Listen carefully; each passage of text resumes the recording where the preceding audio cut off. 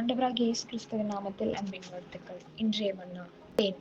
தேன் அனைவரும் விரும்பக்கூடிய உடல் ஆரோக்கியத்தையும் நோய் எதிர்ப்பு சக்தியையும் தரக்கூடிய சிறந்த இயற்கையான இனிப்பு உணவாகும்.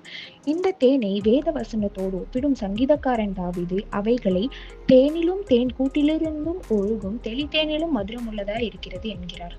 காரணம், தேன் எப்படி உடல் ஆரோக்கியம் தருகிறதோ அது போல தேவனுடைய வார்த்தையையும் நாம் ஆவிக்குரிய வாழ்க்கையை பலப்படுத்த உதவுகிறது.